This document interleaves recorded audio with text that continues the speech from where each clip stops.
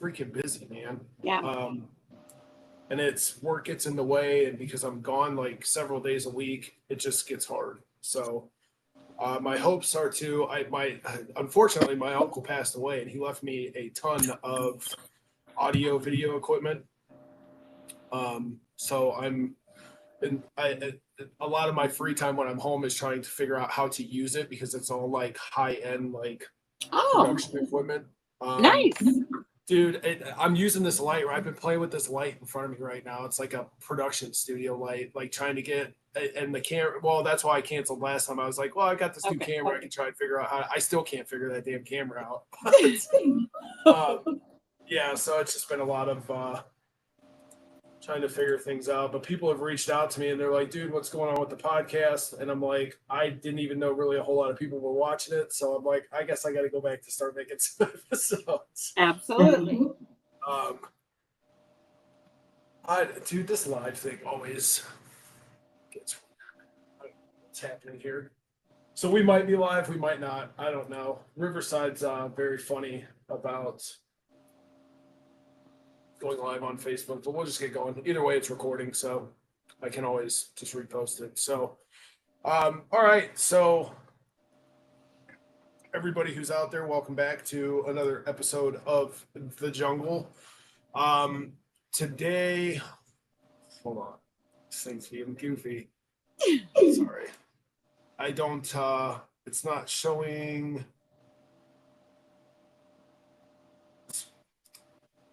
There we go. All right, everybody, we're back. Sorry for some technical difficulties. I'm trying to get things worked out. Yeah, so sorry we haven't been around for a while. As I was just explaining to Nicole, you know, I get tied up with work, and not that that's an excuse, but people have kind of reached out and been like, hey, where you been? So I figured I needed to get back at it. I actually ghosted Nicole. It was about 2 weeks ago. We were supposed to do an episode then, and I just had stuff going on. So we had to postpone it till today, but happily Nicole is here with me today. For those of you that have been watching the episodes, Nicole came on. She's the author of 50 Shades of Truth, and she is currently working on her next book, title TBD. But we are going to talk about that a little bit today. And then I had Nicole back on for a specific reason, because anybody that watched the last episode with her, we kind of dove into a lot of family issues and talking about how we rebuilt our family. But on the other side of that, there is the whole marriage proponent. And her and I had just a little bit of conversation back and forth. And I asked her, I said, do you want to come back on and we'll kind of talk about how to rebuild a broken marriage / relationship? How she did it, how I did it. For those of you that obviously know my story, my wife and I went through some things about 3 years ago. So yeah, I wanted to bring Nicole back on, kind of talk to her. We had a really good episode the last time she was on. So Nicole, say hello to everybody. Hello, everyone. Glad to be back. No, I'm glad to have you back. The back and forth on the last episode you and I did, it was great, to be honest with you. A lot of times you get people on and they don't necessarily want to listen. It's a lot of talking. Not that that's a shot at anybody, but all the podcasts I listen to, you see a lot of podcasts where it's just one person talking. It's one-sided. So the back and forth with you was really great last time. I think we had a real productive and positive conversation. So I wanted to have you back. Yeah. So before we get started, anybody that wants to hear Nicole's story, and it's a great one, her episode is back. I'll post it at the end of this podcast or this video on YouTube. To anybody listening, obviously like and subscribe. It obviously pushes us up in the rankings. This is not a monetized podcast, so we're just trying to get the message out there. But moving forward, again, anybody that wants to hear her story, I'll post it at the end of the video.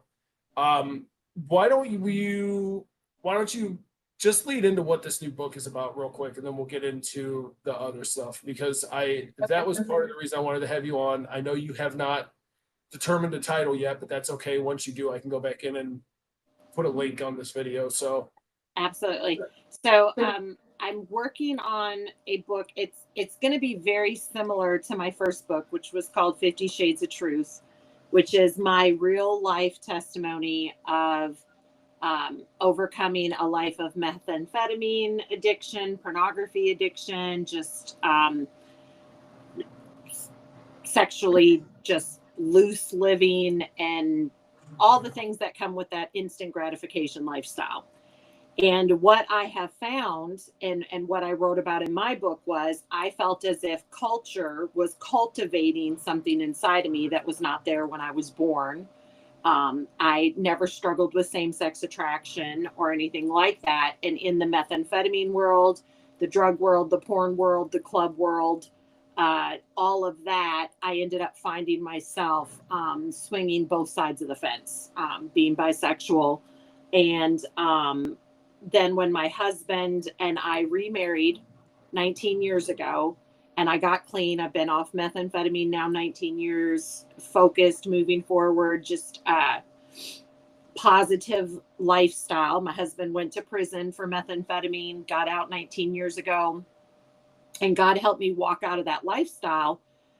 We led Celebrate Recovery for 6 or 7 years, but over the past 19 years, just God's really revealed some of the things that are going on with our youth, our adolescents, in the schools, in the media.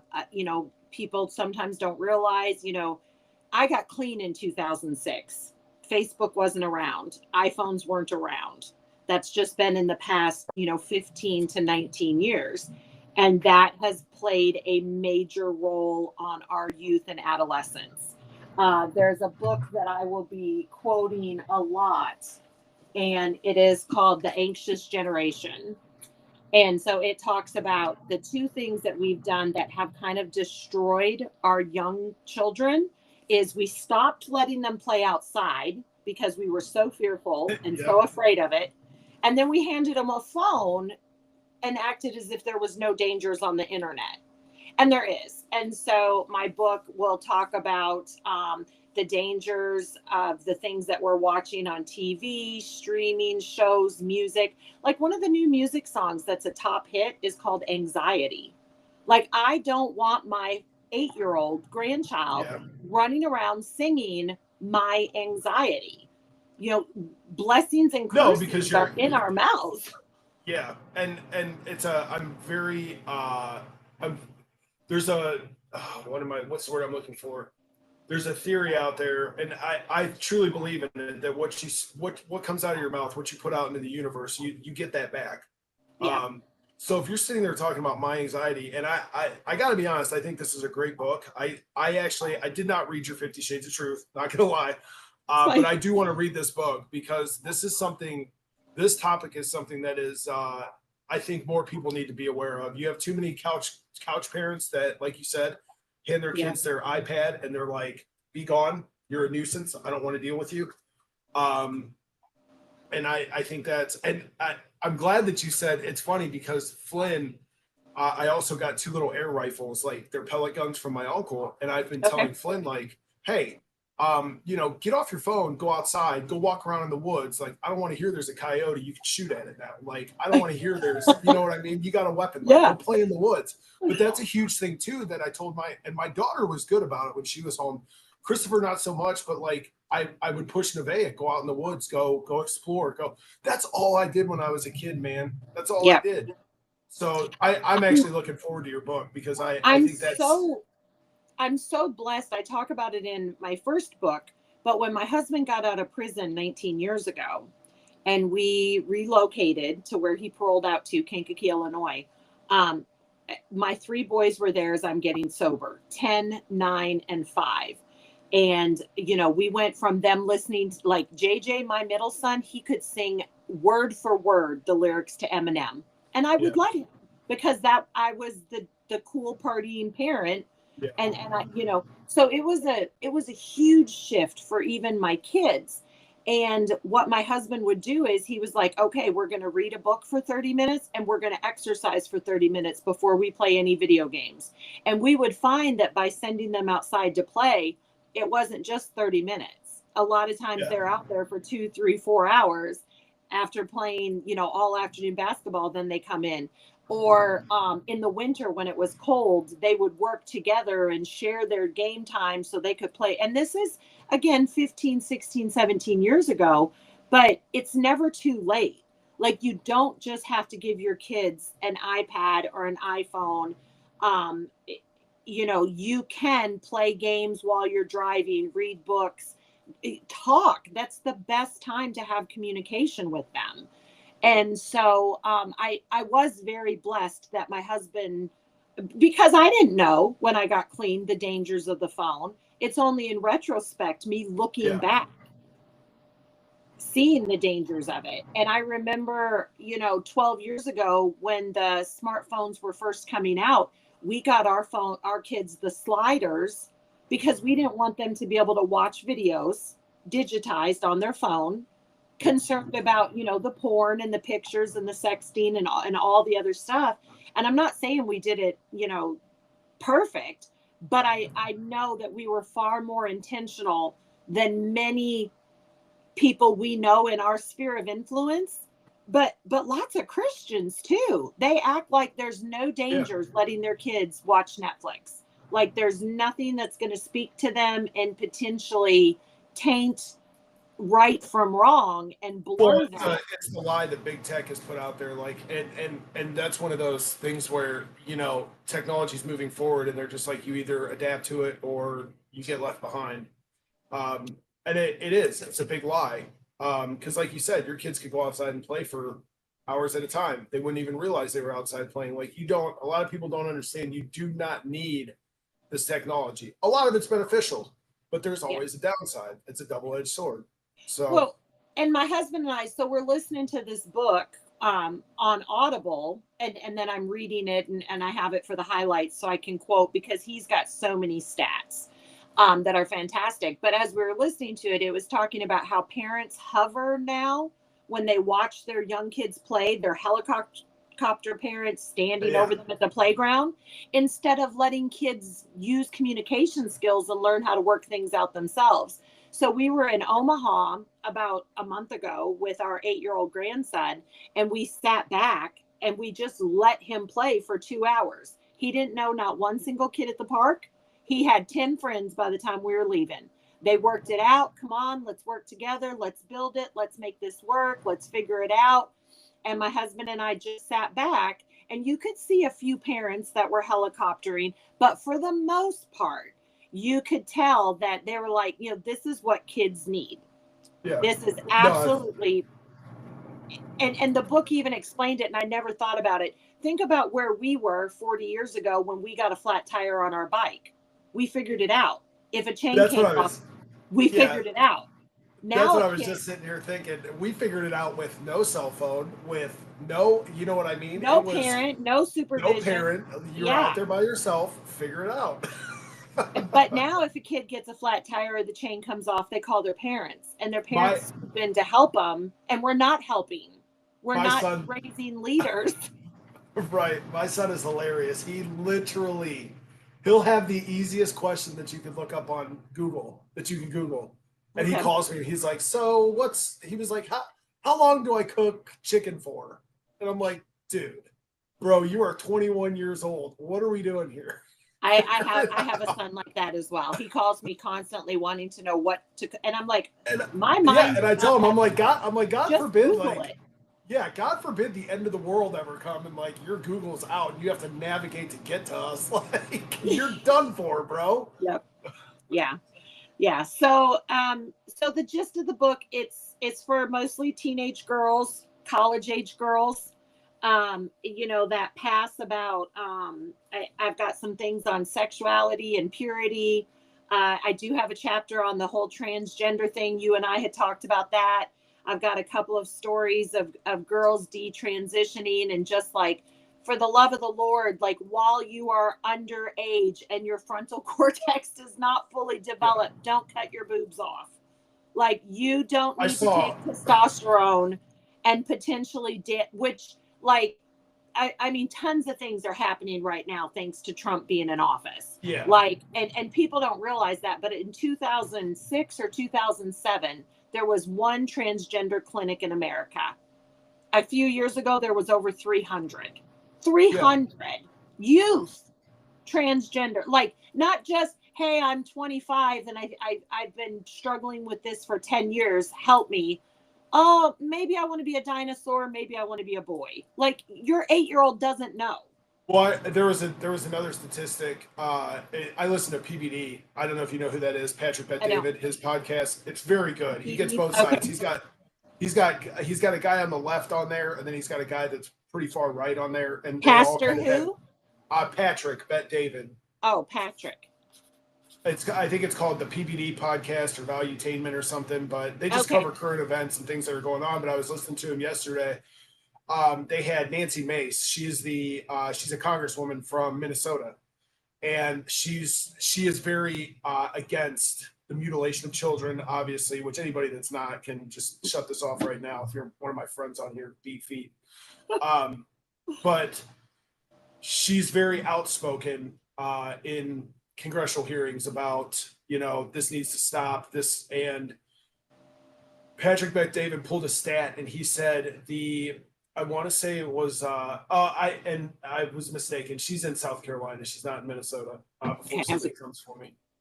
Minnesota's pretty Democrat, but I was going to say Yeah. that's awesome if they got, No, she's South Carolina. When I was thinking somebody else in Minnesota, but there was a statistic that he stated yesterday that one of the states, and I'm not going to quote it because I don't know, the school districts in the state have allotted for at this point 13 different genders. And so he's very much against this as well. And but he states this quote. He says, "What do we need 13 different genders for?" And one of Nancy Mace's big videos she confronts Tim Walz and she asks him. She says, "Can you please tell me the definition of a woman?" And he sits there like blindsided, like, "Duh, I don't, you know what I mean? Like, what do you mean?" I don't know. I think that's one of the biggest issues that needs addressed. I saw a photo on X. Obviously, X is uncensored. It popped up in my feed. It was a male that had just had, or it was a female that just had surgery done below, fully nude, and it's mutilation at its worst. Like I literally, I couldn't help but look at it. Yeah. Because it was nothing but stitches like down the pelvis and down, and I'm like sitting here looking at it and I'm like, what kind of trauma do you have that is what you felt you needed to do to your body? Like, so normally for my books, I research a lot of Christian stuff. This one, I put a survey out there. And the questions were like, what are your 3 favorite shows right now? And then, the next question was, and I forget how I worded it, something like, what's something that you've watched that you felt was too adult for you to watch? Or if you're in college now, if you're in your 20s, think back to your high school years. What did you watch that was maybe too mature? And it's crazy the shows that they're saying and the shows that they're saying they're watching. You know what I mean? So like, I know for a fact 10, 11, 12-year-olds that have watched Orange is Black. I swore I would never watch it because I had lots of people tell me, look, I'd never had same-sex thoughts until watching that show. And then all of a sudden and so as someone who's walked out of that, I went ahead and I watched 2 episodes of every show, the first 2 episodes of every show they said they felt was too adult or their main ones that they were watching. And I was just appalled. Like, and so I'm saying this because we are just like deadening senses and letting our kids just think that this is the normal. And so then there is a show and it's called, I had to look, Blair White.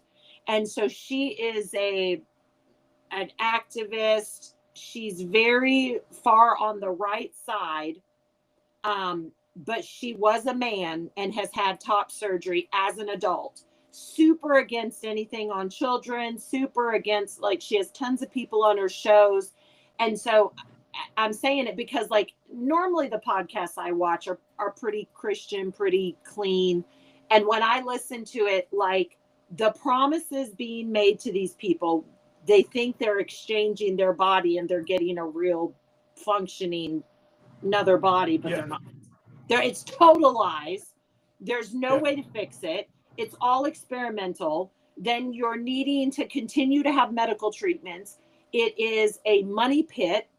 It is a money grab. And it is, I mean, killing off an entire generation. Like, it is, making them sterile, no reproduction. Like, I mean, anyway, it's just so sad. It's so horribly sad. And so I listened to one of the podcasts, and, it was a man who thought that he was becoming a woman. And so they explained the process of removing the male organ to give yourself a woman's organ. And it's not real. It is a wound, and it is always going to try to close. Yeah. There's no, and so they don't find the satisfaction that they want. And I think people are just scared to talk about it. Like, because because you're canceled, and you're hung on a cross as soon as you start bringing it up. Absolutely. Well, why can't I do this to my child? What is the big deal?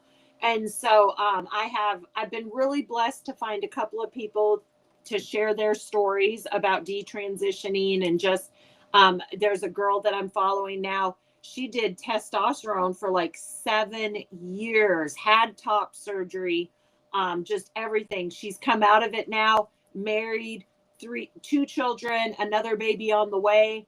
But like, her videos are so filled with torment because now she has these babies, and how she was meant to feed them, she can't. Like, and so emotionally, she's just been very raw and transparent. And then I think that,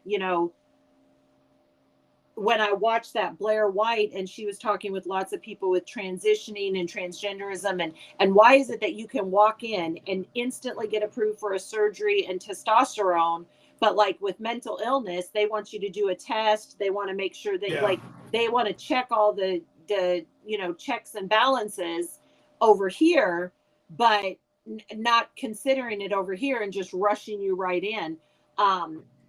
The new show, I've never really talked much about this, but one of the shows the kids mentioned, Ginny and Georgia. And so I just had a conversation with my daughter, because it's rated 14. And she was like, do you think it's bad for me to watch that with, my kids? And I was like, well, I mean, I watched the first 2 episodes, and it's not horribly outlandish. But in episode 1, you've got this mom getting drunk, charging her vibrator to masturbate. Why is this on 7 o'clock TV? And why is it rated for kids or rated for teenagers? Like, what are we? And so I remember back when I was a kid, you literally couldn't say like "damn" on the TV, and it was rated R. I know. Parents went into a room, closed the door, and you didn't have to know what happened. End of story. And now so that show, so my friend, another friend who knows I'm writing this book, the new series just dropped. And so she said, Nikki, they have an abortion. This young girl in school has an abortion, and everybody's affirming it and saying it's great. And I've never had to walk that path. I don't know, but I do know there's so much pain on the other side of it from people trying to heal from what they feel like they've done eventually. And for you to sugarcoat it and tell teenagers it's really no big deal, and then for abortion clinics to offer them without a parent's signature, like, that's my issue with this book. Teenagers, your parents have loved you and protected you and wanted to be there for you your whole life. And this mainstream media that's telling you they're the enemy, and that they are the ones that Planned Parenthood wants to help you, this wants to help you, that they don't. They want to make money off of you, and they're not concerned about your scars. And this is what blows my mind. So I have not always been a churchgoer, but I've always loved God. You know what I mean? Like, I know there's a God, but I couldn't separate the two from church. I couldn't separate people from church for a long time. So that being said, anybody who is roughly our age that can look around the events of the world that are going on right now and not realize that there is absolutely a massive spiritual battle going on is, I don't know. I know the Bible talks about they'll have blinders over their eyes. Yeah. And that's obviously what's going on, but I don't, if you have any, but there's also on the flip side of that, there's a lot of good, there's a lot of spiritual revivals going on now. Instead at college campuses, you have Yeah. baptism parties instead of keggers. You know what I Yeah. mean? You have, Yeah. now it's like trending to like go to church and like be, so there is also a plus side to this, but as far Yeah. as like the transgenderism goes and these shows that are being allowed on TV and these, and here's another wild point as far as shows go. So if you go on to Netflix and you start scrolling through cartoons are no longer cartoons for kids. Yeah. My wife and I, like, we literally have, I don't know if you've ever heard of Big Mouth. Now, for somebody our age who's been through like middle school, yes, it's hilarious. I love Big Mouth. I'm not going to lie. Yeah. Do I want my 12-year-old watching it? No. Yeah. And there's probably 14, 15 other shows that her and I periodically like watch to get a chuckle out of. But is it something that's, and literally it's rated for teens? Like, Yeah. is that something that they really need to be watching? And they're cartoons. Yeah. Back when you and I were kids, we had Beavis and Butthead. My parents were staunchly against me watching Beavis and Butthead. No, I had to sneak out to the TV at 10 o'clock at night, turn the volume all the way down, and sit this close to the TV to watch Beavis and Butthead. Yeah. Yeah. So I don't know if that's where like the lapse in morality comes in, is because kids have just been like fed all of this stuff that's being accepted. And they also, on the other side of it, you have fear of being canceled. And as a kid, as a teenager, that's terrifying. Yeah. So why wouldn't you, like, all you want as a child is to be accepted. So why wouldn't you go into school and be like, yes, I support kids. I support transgenderism in kids. Yes, I support, you know what I mean? All this media. Yes, I want to listen to the song Anxiety because people suffer from mental illness. And this is a song about mental illness. Yeah. You know what I mean? So kids Yeah. are put in a real headlock these days as far as what they are subjected to. And on the flip side, what they could be subjected to if they deny it. Yeah. The bullying And it's that sad, comes in. man. Yeah. Absolutely. My kids come home.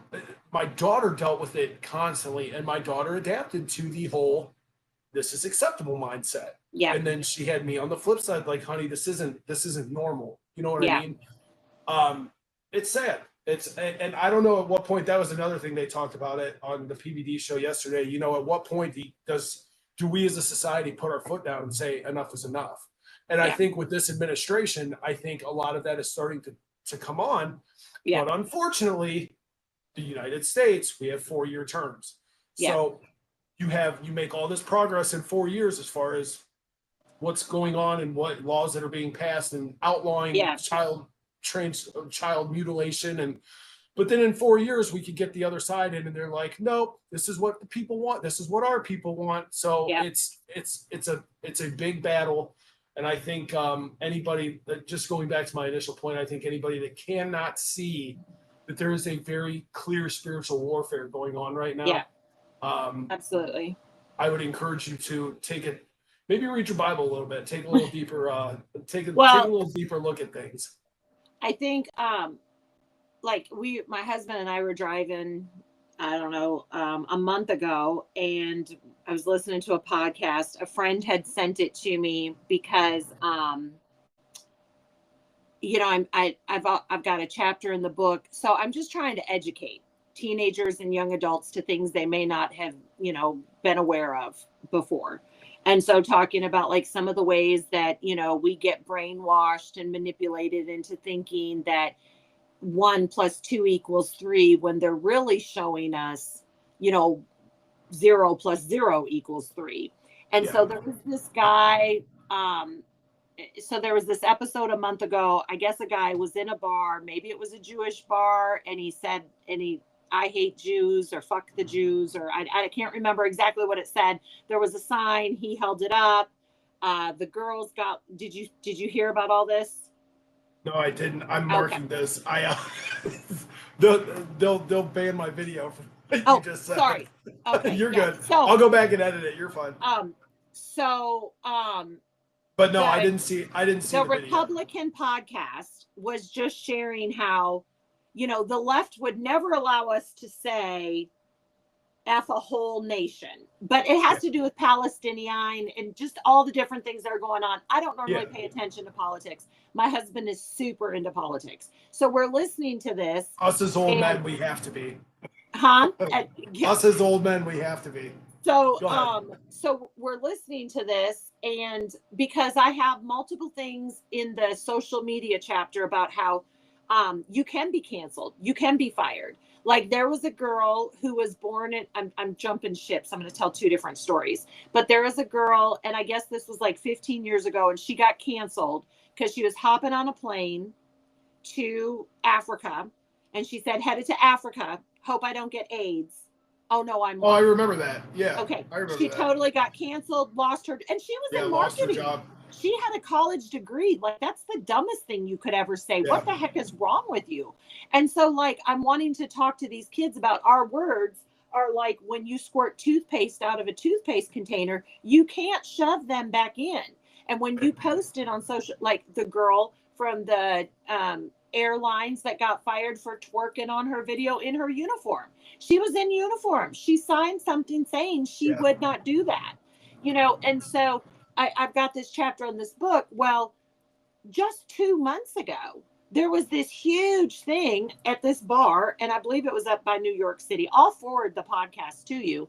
But anyway, so they hold up this sign. The waitresses, they get terminated, and the kid has turned it into I am the victim. Why can't I have freedom of speech? And my husband and I were like, and my husband goes, see, this is where he's wrong. He can have freedom of speech. He did have freedom of speech. He held up the sign. Now the freedom to do it, but you're not free of consequences. The backlash that he feels. That's the consequence, because your truth isn't everybody's truth. And we can't just walk around saying F this group of people, F this group, you know, and that's what he did. And so you can't just lump everybody together. So anyway, so it was how poor me, that pity me, that no ownership mentality, kid doesn't get suspended from college. The owner of the bar who lets the two girls go offers to pay for them to go to Auschwitz to like learn what happened in the Holocaust. Oh, no, you're talking. Okay, I know. I did hear about this. You're talking about the owner of Barstool Sports. What the heck is his name? Yeah, and the kid. Yeah, the kid came in. Yeah, I did hear about all this. Okay. So like my husband and I were listening to a podcast on that, like I said, a month or two ago. And I was like, I need to have this in my book. Like the kids need to see that when you accept your mistakes, you own up to them, you walk through remorse, you know, things are going to get better. But when you have this, oh, poor me mentality, I didn't know better, I'm the victim, I should have freedom of speech, why can't I say what I want to say? Like, that's ridiculous. You can say what you want to say, but then don't be mad at the consequences. So then I think he started a GoFundMe, and that's what blew it all up. So he did, and I want to talk about this. I want to piggyback off what you said, because I followed this. So Dave Portnoy owns the Barstool Sports in New York City. You're absolutely right. These two kids came in, ordered bottle service, and with bottle service, they come out with a sign with sparklers, and it said, "Fuck the Jews." So the girls got fired, and the boys, so Dave Portnoy gets the clip the next morning. He's obviously not at the bar. Like you know what I mean? He's just the owner. He's halfway across the country in LA. Yeah. He sees it on social media the next morning, because people now are at this point like, Dave Portnoy is an anti-Semite, blah, blah, blah. Yes. And Dave Portnoy's like, I'm fucking Jewish. What are you talking about? Right. And so he fires the two girls, and then reaches out to the two guys. The friend of the guy immediately says, "I'm so sorry, Dave. Like, it wasn't," because Dave was pissed. He was like, "I'm gonna fucking sue you." He was like, "Don't ever come in my bar again." Yeah. The friend was like, "I apologize. You know what I mean? I was wrong. I shouldn't have let him do it. Like, but I also didn't do it. It was my friend that ordered the bottle service." Portnoy kind of gives him a pass, and then he calls the other guy, and he offers to the friend. He says, "I'm going to offer you and your friend that did it a free trip to go to Auschwitz and tour Auschwitz." Yep. He said, "If you take it," he said, "I'm not going to blow this up online," because he's got a huge social media presence. Like Dave Portnoy he's got a voice. The friend takes the deal. He reaches out to this other kid, this Palestinian kid, or I don't know where he was from, so don't anybody quote me on that. I know you get your head cut off in the comments for stuff like this. Wherever the Islamist, whatever you want to call it, friend, contacts him, and this is the mentality that is achieved with the everybody gets a trophy theory or like mentality, and it's bottom line, it's just unaccountability. When you don't hold your kids accountable for shit, this is the stupid shit that they do. They'll live in your basement forever. Yeah. So he reaches out to this kid and he says, hey, and the kid's apologetic at first. The kid's apologetic. He's like, you know what? He was like, I was wrong. Shouldn't have done that. He was like, I didn't know who was in the bar, blah, blah, blah. Then the kid gets off the phone and calls his parents. And it's Dave Portnoy's harassing me over something that I did in this bar last night. The parents, I believe, and don't quote me on this, I believe one of them is an attorney. So they immediately like turned around and like placed something on the whole thing. And I don't know where it's progressed to this point, because at that point I was like, but they told him, they told this kid, they were like, you will not go to Auschwitz. We don't believe in that. So from that point forward, I don't know where things have progressed. Yeah, I don't either. I would sit here and look it up, but it's not the point of the podcast, and I don't want to get too hung up on it. But what I will say is I'm a huge believer in accountability. Yeah. And in holding your kids accountable, and when your kids fuck up, you have to be the iron fist. Like you cannot rule with like patting them on the back and saying everybody makes mistakes. And no, they need to understand consequences in life. And something like this, there could have been way worse consequences for that kid. Because I got to be honest, not to even stick up for like Israel or Palestine or Iran or any of this shit. Somebody like me, if I'm in a bar, I see some shit coming in that says "fuck the Jews." I'm immediately, just because of who I am, I'm going over and I'm, what the fuck is this all about? What's wrong with you? Yeah. Yeah. There could have been some guys there that weren't dealing with that. That kid could have been dragged in the street, beaten half to death over a comment like "fuck the Jew," and here I keep saying it. Over a comment like that, I could have. Yeah. You don't know what kind of consequences could have come of that, and it all stems from your parents never held you accountable. Your parents let you grow up to be a little shithead and probably run around and do whatever you wanted your whole life.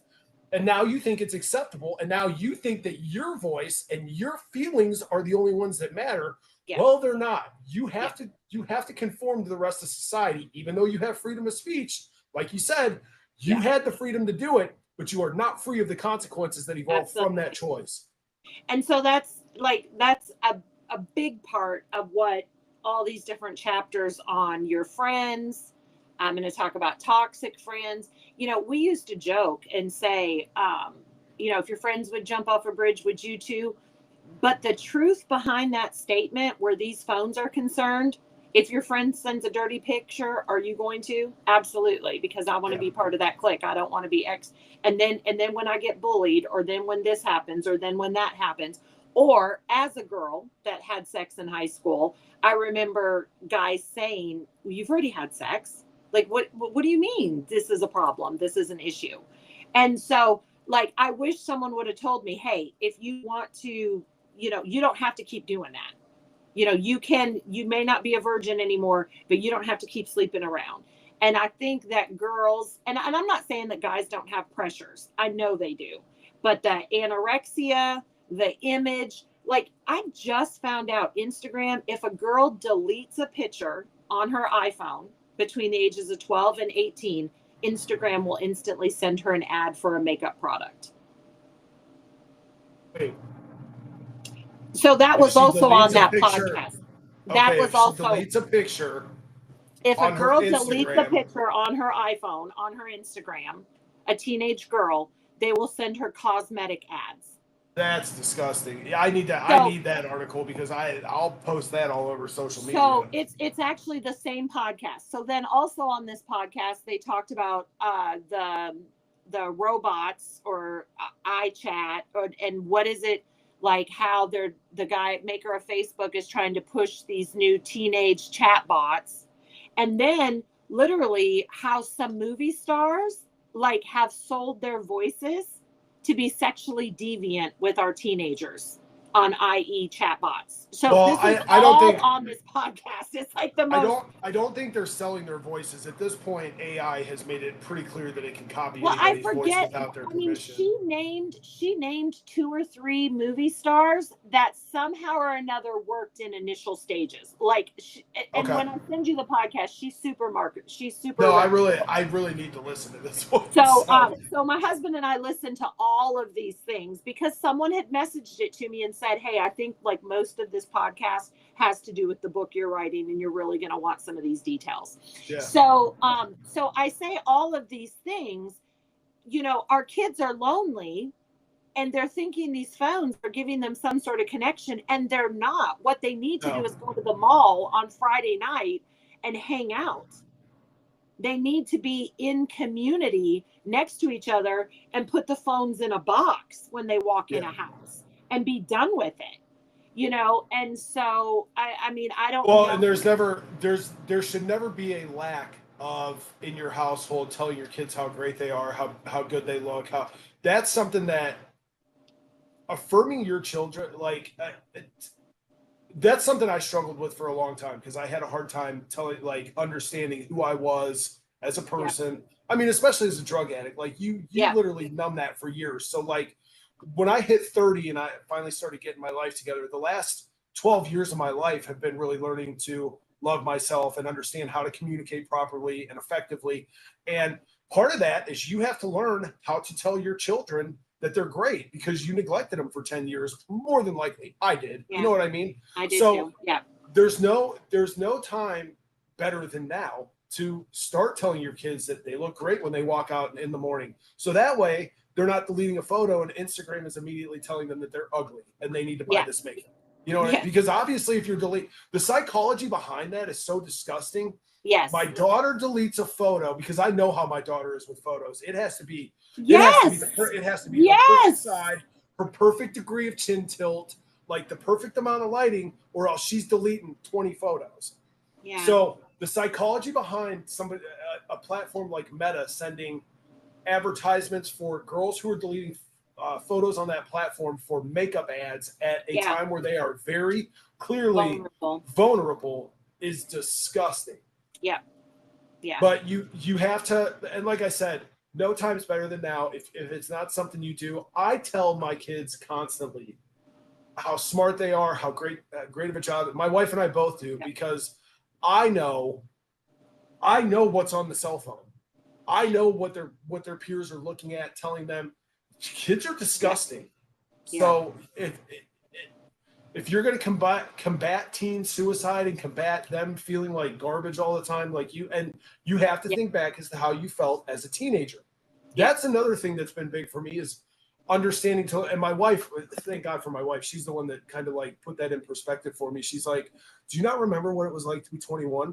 Do you not remember what it was like to be, because at 42 years old, I sit here and I'm like, well, now I have understanding and wisdom of how the world works. You need to understand, and I get it. Like that's where we looked at our parents, like, you're an asshole, shut up, I'm not listening to you, because they never looked at it from their own perspective at 16 or 17 years old. So that's something I've started doing a lot more of, especially with my son, because a lot of times I expect him to know things.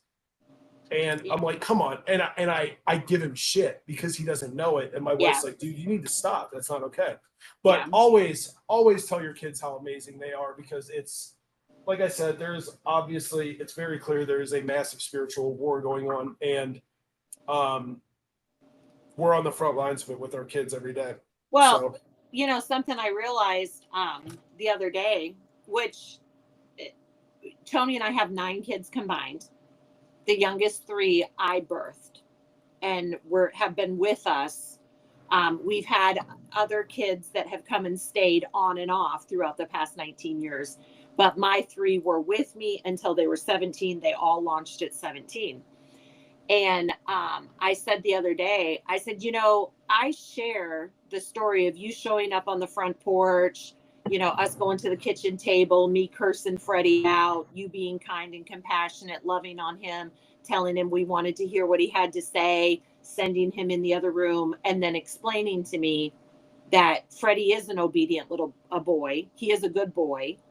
And that this world's going to beat him up. And it's our job as the parents to speak truth, to call out the good in each of our kids. And like Freddie's getting, like, he continually gets moved up and moved up and moved up in the Air Force. He's doing great. He is 24 years old, has been in 7 years, and is like doing well. God has really blessed him. And my oldest just got into med school. Like, those are not paths. Those are like, he has his bachelor's in kinesiology, which is sports medicine. He has a couple of masters in different medical sciences, whatever. He's 29 and he hasn't quit trying. Like, he's married, 2 kids. I couldn't be prouder. And then, you know, our other son that's out here in Omaha, and he's the one that we talked about, how he's a convicted felon, almost making $100,000 a year. Yeah. Like, God has really blessed him as a convicted, but God's so good because he does more. He makes room for us at tables that we could never imagine being at. Yeah. And so I say all that because, like, I wonder if, as I've been constantly sharing the stories of speaking that good, calling out that good, if I have not continued to just call forth that excellence out of the younger children who have been able to soar. And I mean, that's almost been to the point where now, like, I've got a thing in my phone where it says, pray, don't complain. And so when I'm thinking about different kids that are struggling in different areas, I pray about it. And I give God good scripture to, like, my kids, just all the different scriptures that I could speak life over them, and prosperity and blessing and health and wholeness and emotional healing. Like, I'm working my steps. I'm processing and doing my amends letters. I wish that my kids would heal.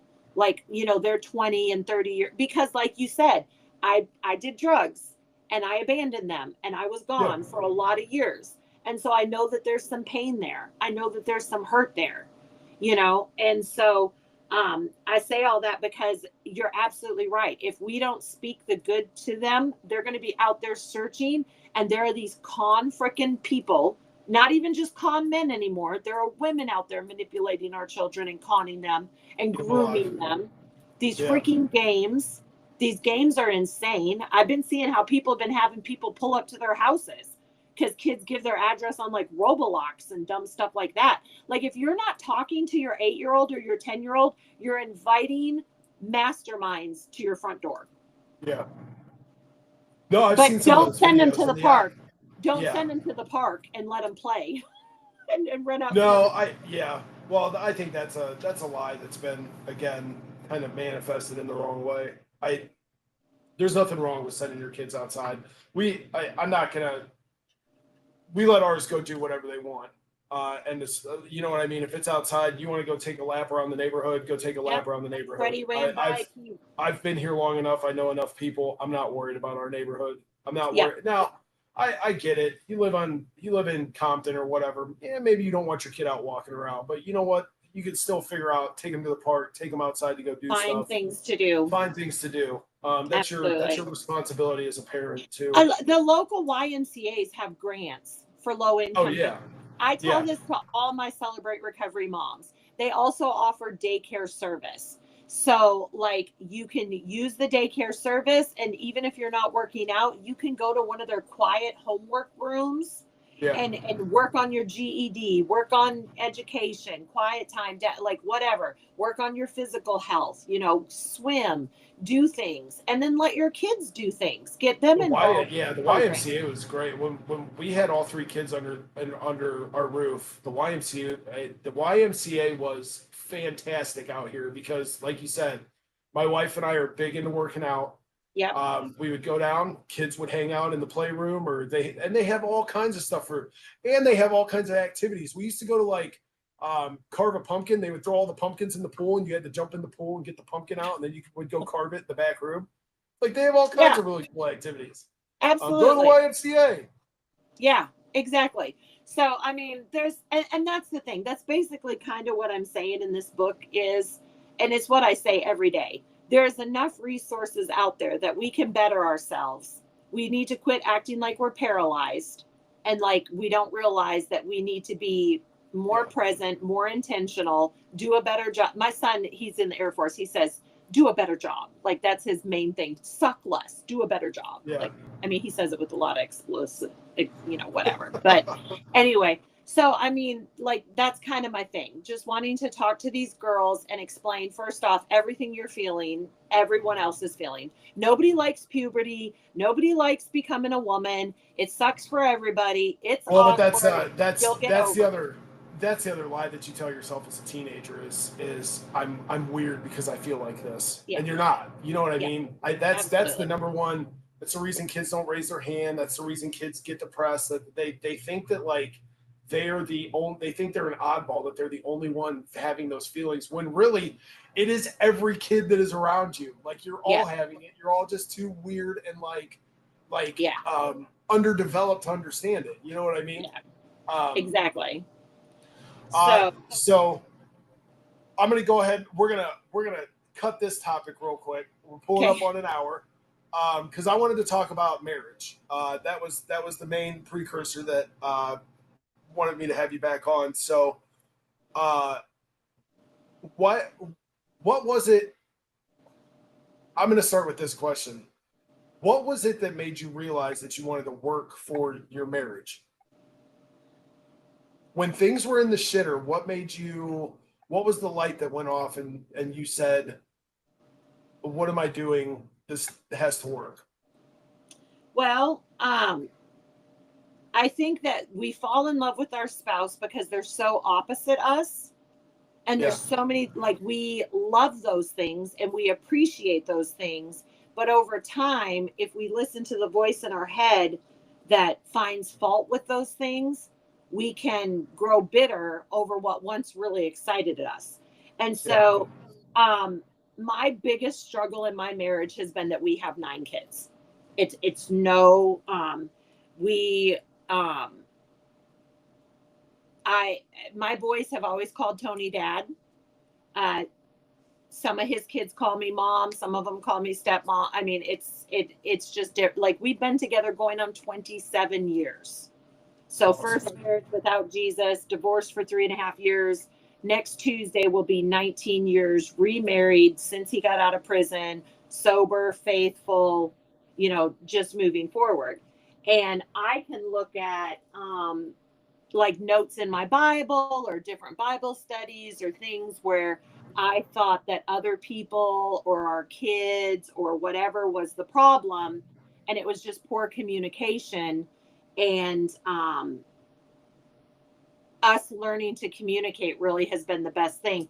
But the biggest thing that caused me to want to fight for my marriage was 2 years ago, I had a relapse with alcohol and just some things. And I had seriously considered cheating on my husband. And I've talked very openly about this. And he was working 60 hours a week. So I was lonely. My daughter was struggling in her current situation, so it didn't look like she was going to be coming to get the girls back. So I'm raising 3 grandchildren. This is not what I signed up for. My blood sugar my A1C was like 11 and my blood sugar was like 400 and 500 every day. And so just the emotional fog of not really, and then I added alcohol to it, and was just getting intoxicated. And so a lot of times they'll say there's that 80-20 split, that you have 80% of what you want with your spouse, but there's always that 10 or 20% that you see in someone else that they do better, but you have 80%. And so what had happened was, like I just literally for about 2 days while drinking and intoxicated, called up an ex. And then when I sobered up the next morning and realized that I had actually talked to someone besides my husband after, 17 years, it was, okay, what is it that I want? And I said, till death do us part. I said, let no one separate us. I said a covenant. I didn't just say a contract. And so I ended up confessing to Tony, telling him everything. And I said, we need to be in like marriage Bible study. We need to be with other couples who are doing life, whatever. I need this, I need that, I need this, I need that. And so I went through the list of the things that I needed from him. And he was able to tell me things he needed from me. And we just moved forward. I said, anytime you want, pick up my phone. We don't have passwords. And we've never had passwords that were secrets. Yeah. We've always had a great marriage. Anyone would tell you that our marriage that they've watched has been one of the happiest, most joy-filled, and it really has been. But there was a couple month window where I just found myself getting more and more depressed, wallowing in my self-pity. And in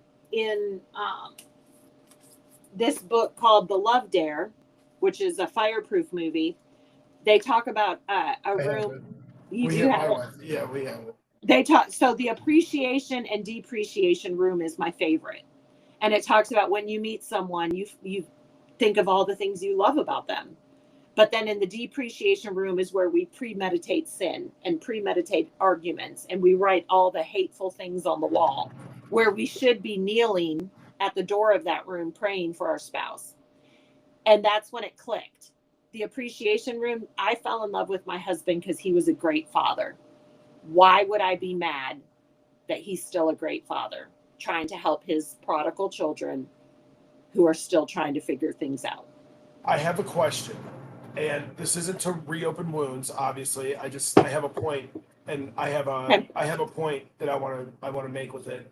And if it's too deep or whatever, just tell me you don't want to talk about it. How did Tony react when you said that you had called your ex? He asked if I wanted to see him go back to prison because he would kill him. Well, that's an understanding, because I would have responded the same. But it's the X in my book that put a needle in my arm. Okay. And so now that was off the table at the time, right? Like that's not another thing you were looking for in that. In my relapse, I was not looking for, but so what had happened was I was drinking, smoking pot, and I had relapsed on I call it porn, but it wasn't like, Pornhub. It was Netflix. It was a show on Netflix. And, I had gotten in someone else's account that was on our profile, and they had watched, it was a show called Sex Life. And this woman was going to cheat on her husband with her ex. And so I guess it just planted seeds. And then next thing I know, I Facebook Googled his name. What was the fallout with Tony then? Like, I'm still curious, aside from Tony saying like what, asking if you wanted to go back to prison. There was obvious fallout because there was on my end too. There was like a 3-hour discussion. All right, put it all out here. And then, is this what you want? And I was like, I absolutely do not want that. I don't even know why because we've always never even been willing to call the opposite. Like, we don't even talk on the phone. We don't give rides to the opposite sex. Like in Celebrate Recovery, It's super strict about that. And so,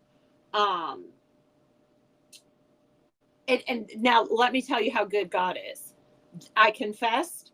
The very next day, this guy's wife messaged my husband. To tell him all about it, to send him like screenshots of our messages back and forth and whatnot. So I had confessed the day before. I had come clean before all that had happened. But I would say there's probably been, my sponsor and I just talked about it yesterday, that there's probably been like 4 or 5 slams where Tony has said something hurtful in the past. This has been 22 months ago now, or 21 months ago. So there's been a couple of times where he's like quoted scripture about like how we're drawn away by our lustful desires or whatever. And, but for the most part, I know I'm forgiven. I know there are no deal breakers. We're better now than we ever have been. I would most definitely say that Tony is kinder and more compassionate and more, which I've always had. Like people always say, oh, not everybody has a husband willing to dance with them in the kitchen. Well, have you ever asked your husband? Have you ever said, hey, it would really mean so much if you would just hold me for 2 minutes to a song while we sway because I'm feeling empty. Yeah. And I just, Well, but that's the whole, and I think everybody can have their own opinions. I think communication is the key to a successful marriage.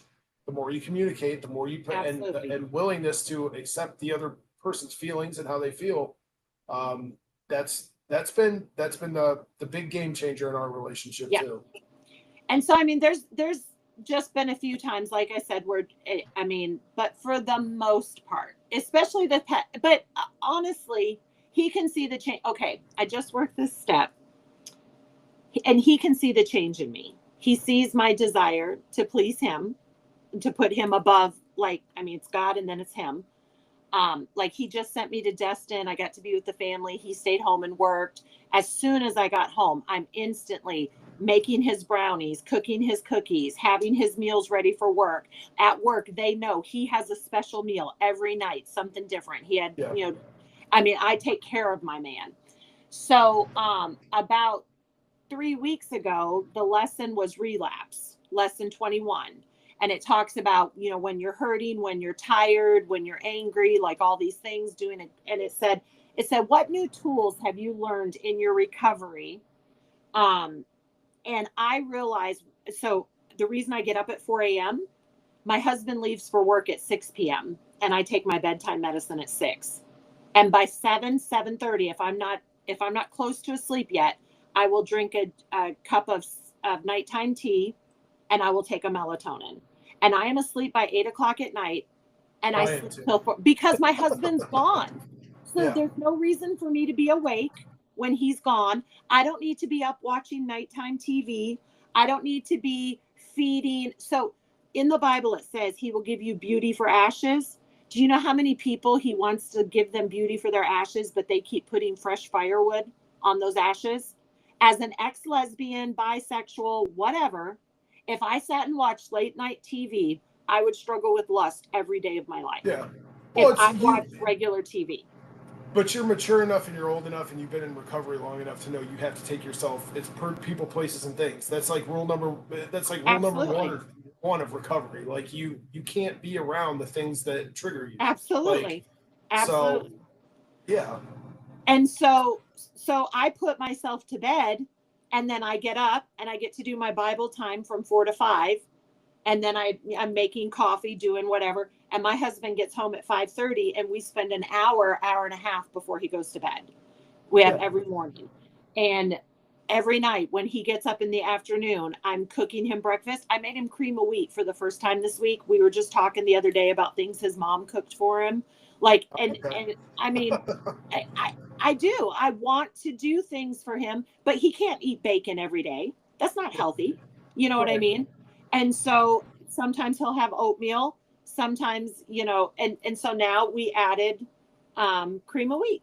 And he's like, you can't get distracted. You'll have to stir it. Otherwise it'll be lumpy. Like, I mean, but it's, and so I can honestly say these past 2 years of our marriage have been the best ever because we are on a whole new level of being sacrificial for each other, being intentional with each other.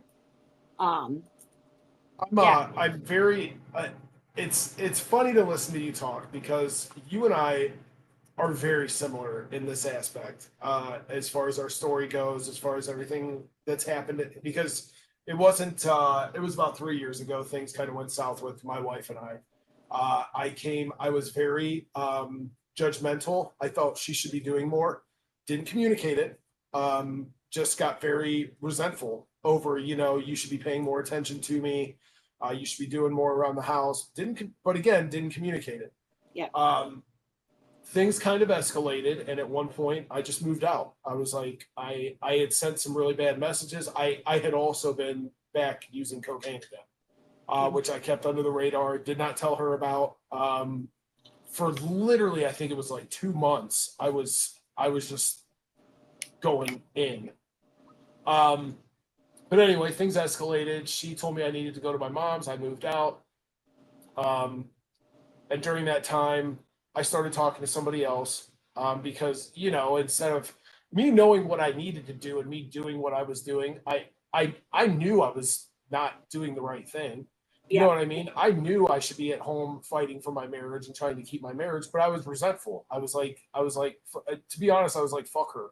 Like, if she's Yeah. not going to do what I want her to do, but on the same side of that, I never looked back 6 months earlier to where my job was eating me alive, where I become like a shell of a human being. I was not giving her attention. I was not fun to be around anymore. I was very angry. I was very resentful with, not only growing resentful with her, but I was very resentful with the people I worked for.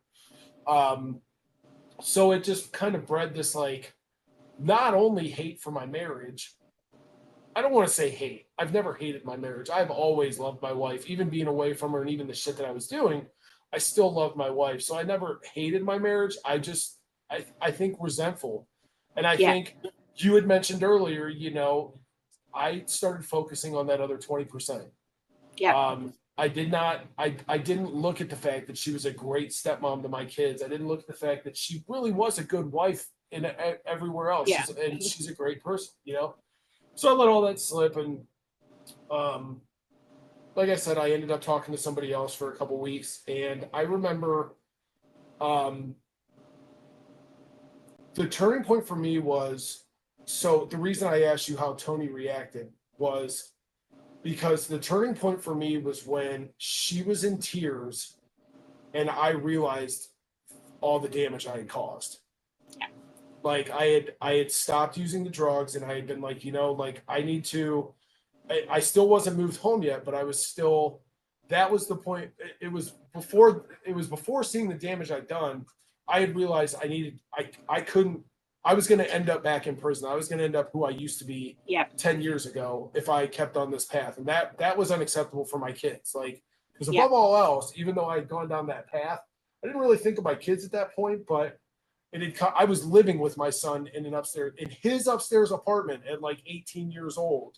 Yeah. That's where I was staying. So Yeah. I'm sitting here like doing cocaine in his living room, sleeping on the couch. And I'm like, what are you fucking doing, dude? Yeah. Like you're a loser. Yeah. But I'll never forget the tears and the hurt and just all the damage that I had caused. Yeah. That was the turning point for me. And I was like, so over the next few years, and just like you said too, that's why I laugh, because our stories are very similar, is over the last 3 years, our relationship has grown exponential because I have made her a priority. There has been digs, there has been arguments, but I gotta be honest, my wife, and I know she probably still thinks about it, and that's not I can't tell her when her trauma is over with. You know what I Yeah. mean? If When to tomorrow quit she wakes up and revisiting. she wants to be like, you know what, fuck you for what you did 3 years ago. That's just something I got to deal with, and we could talk through it. And she would never do that, but she has every right to do that. I'm not Yeah. allowed to tell her when she has to stop feeling Yeah. over the things that I did. So she's been very good about letting the things go. Maybe not even letting them go. They haven't come up. So, but she's made comments that I am not the same person I was. I worked diligently, and that's where I always talk to a lot of people, and I'm like, you know, truck driving kind of saved my life, because where I was an operations manager for the better part of 8 years, all that did was it allowed me to have a unlimited credit card. I was going to bars, taking people to bars. It was a party life after work. You know what I mean? Okay. Yeah. Getting into the truck, I was able to say, first of all, you can't drink, you can't do drugs because you get drug tested. Yeah. But mostly the first year that I drove semi was by far probably one of the hardest years of my adult life, because I had used drugs up until I was 30 years old and went to prison. And now I'm 30, I was 38 years old, and I had to sit with my own thoughts for 4 days a week, 5 days a Yeah. week. Yeah. And there were nights where for a while, I couldn't even drive at night because there was nothing to take my attention off the road. So the darkness would set in, and literally every bad thing that I had ever done kind of just flooded me. And I would be in tears. I would be like, and I Yeah. didn't have anybody to really talk to about it. But we did a lot. I did a lot of self-reflecting over the last couple of years, and it just really worked. That's the reason that I wanted to bring up Tony, because and how he reacted, because for the life of me, I never want, not for the life of me and for the life of her, I never want to put her through anything like that Yeah. again. But I also don't think I think at this point, as long as things were to stay how they are, and I can't speak for her, you know what I mean? But I think she's always been the big one on communication. Spider coming down from my ceiling. I promise I dust regularly. No, but I can't speak for her, but I think she would tell me if she wasn't happy. I know she would tell me at this point if she wasn't happy. So, well, so my thing happened. It happened in September. I was working with my sponsor in the month of September. I told him the beginning of October. And then I got really sick between Halloween and Thanksgiving. And so, I mean, I almost feel like, just like you said earlier, and I do believe this, that Anthony and I will have a huge marriage, prison, drug and alcohol, sexual freedom ministry. Like I've always believed that. And I do feel as if the enemy was literally trying to take us out. Like it was a colossal, just the fact that my kidneys are operating at 100% when my blood sugar was 400 for almost a year. Like, and then I got on those shots and I lost all that weight. So I got down to 120 pounds is what everybody, and now I'm 175. So I have already put on 55 pounds in the past like 6 months. And so like, I think for him, and I'm not saying his safety, but he can tell that I have a new respect for my sobriety and for Jesus. Like you don't get that close. And my son looked at me that night when I was drunk and he said, "Mom, you're being a fool. You just need to go to bed." And I mean, I remember that. Like, and when your kid looks at you and says that, I mean, it's super embarrassing. Yep. When your kids notice it, that's another thing that you'll never forget. And so, like, for me, it is about, I do want to leave a legacy to my kids of marriage and not divorce. I do not want to be a hypocrite. I do love Jesus and I want to serve him. I'm human. I'm going to make mistakes. I'm going to suck. But the more that I can learn from my mistakes and what my triggers are and what my downfalls are, I can put myself to bed at 8:00 and be up at 4 a.m. Well, like it's such an easy solution. I said earlier too, and like I said, I've always been a big proponent of accountability. And like, if you can't own your own shit and all you're going to do through life is hurt people, hurt yourself, hinder your progress and your success. Yeah. I don't understand why it's so hard for some people to be accountable, but me being able to sit back, just like you just said, and understand I was the one that caused that damage. Like she didn't ask for that. She didn't deserve that. You know what I mean? My kids didn't deserve it when I was a drug addict. I did that because all too often you hear people, when I see a finger pointing, I want to break the finger because that's just one thing that's always driven me nuts. When I was in operations and people would come in my office, grown adults pointing fingers.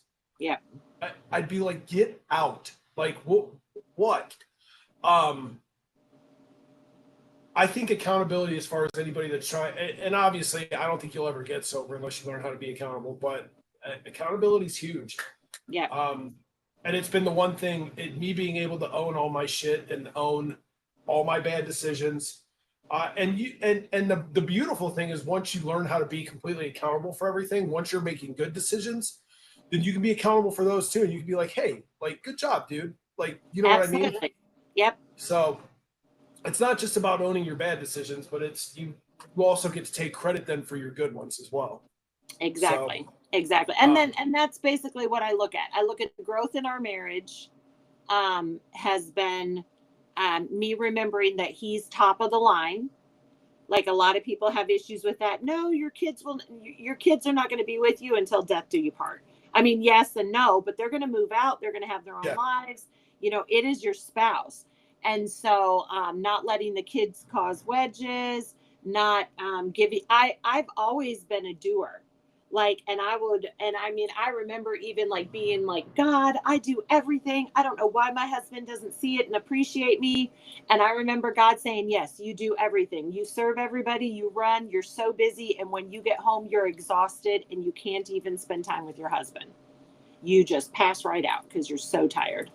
And like I did that for a lot of years. Let my husband get, I mean, it wasn't even sloppy seconds. It was nothing. Like Yeah. just because I busy serving the kids, busy serving in ministry, busy serving my Well, friends. I can only imagine how hard that is with 9 kids. We have 3 kids, and when they were all under the same roof, I can't tell you how just ragged we felt regularly. Yeah.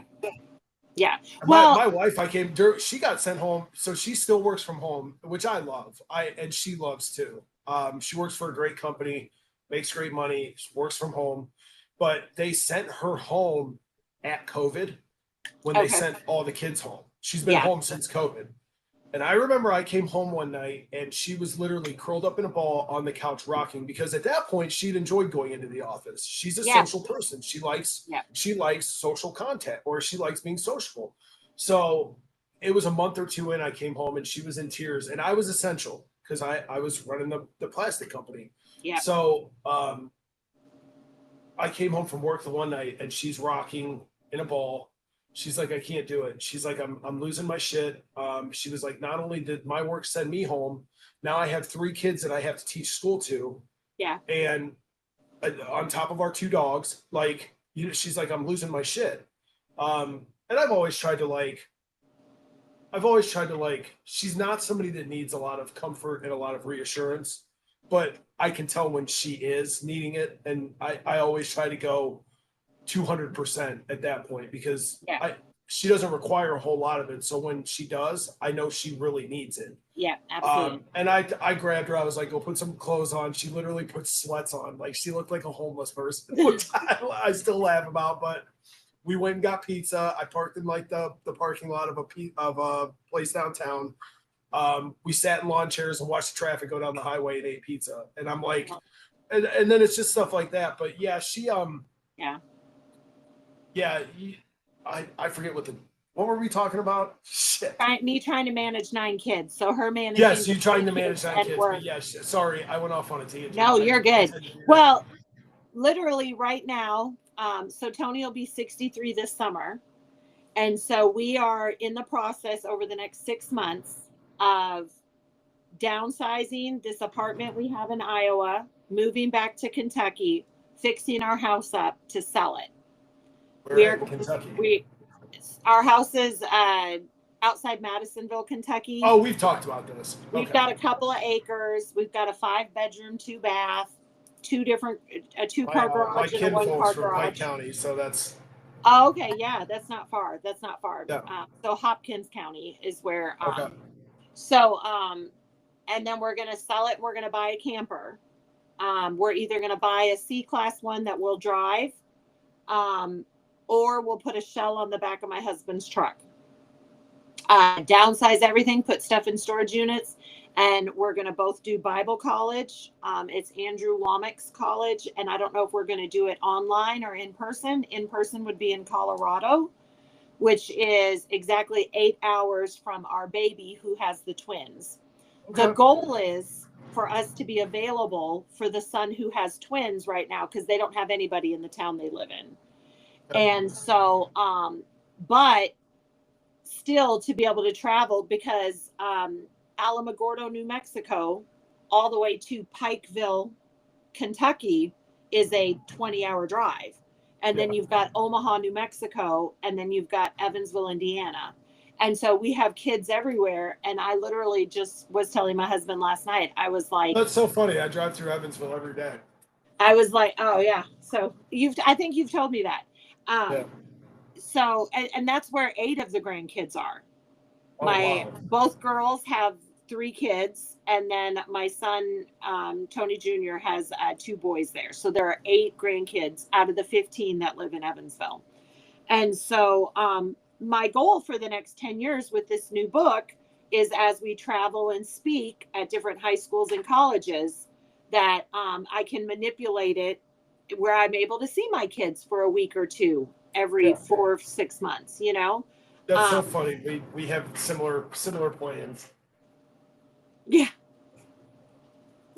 But I mean, but that's what we're gonna do. That's awesome. Literally is the plan. My son will move out of our house the 4th of July weekend, and we'll start fixing it up. I'm considering staining my deck this weekend. It's 1,300 square feet, so it's a pretty big feat to stain it. Dude, that's the size of my house.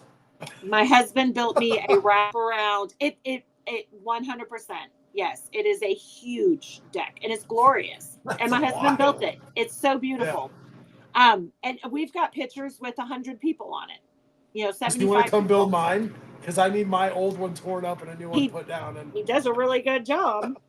Quality work. Well, you got the wife discount. I won't get the wife discount. Quality work. Well, that's what I was just telling my son. I was like, we're gonna go ahead and paint the house, and he was like, why? And I was like, well, I mean, it would cost 15 or 20 grand for us to pay someone, but Tony and I are both professional painters. So for us to paint all the inside rooms of the house, stain the deck, and spray paint the house, it'll bring up the property value, 20, 30 grand. And it took us a couple weeks. So, I mean, I could paint, I could build the deck. I don't have time to do it, to be honest. I don't have time. I don't have the want to do it. Yeah. Well, at one time we had talked about truck driving, but we never did. But I mean, it's a full-time thing. I get it. Oh, I literally say so I had a 5-year plan when I went into it, and I only got into it because of my felonies. It was the only field that I could go in and make close to 6 figures and have a felony, because all the places that I was trying to transfer from my last job, I went on interview after interview, and they all, the background check came up. Yeah. And as literally like 3, and I knew better than to just offer up that I had a felony. And so I would go into these and let them offer me the job, which I got 3 of the jobs, but then they would slide that piece of paper over and it would be like, have you ever committed a felony? We do background checks. So then I was honest. I'm like, hey, you guys didn't ask, but yes. They're about 5 years old, 6 years old. And they're like, well, we go back 7, 8 years. And I'm like, okay. So I hopped into a truck, but I had a 5-year plan when I did it. My 5 years coming up. Okay. I might do another 3 to 5 just because I'm kind of like waiting to see how kind of some things pan out. But we have the same goal. Yeah. My wife makes great money. We have to wait another 6 years until Flynn's out of the house. But once Flynn's graduated, I don't know if we'll downsize or if we'll keep this. I don't know what, but we have the same plan. I want to get a camper and I want to travel. I've got Christopher's talking about moving to Tennessee. Who knows where Nevaeh will be. I've got friends and family all over the U.S. and we can literally live off her paycheck. I'll retire. We can go hang out and have a great rest of our life. Exactly. She works from home as it is. So, let me ask you. So we kind of got off topic, just kind of talking about our lives, but to anybody out there struggling, what do you feel like what's the key component to a happy, healthy marriage?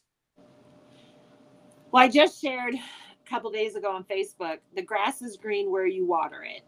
And so if you want a good marriage, find friends that have a marriage that looks like one that looks like what you believe you want, and get to know them. Every person you're around should either show you what you want to be like or what you don't want to be like.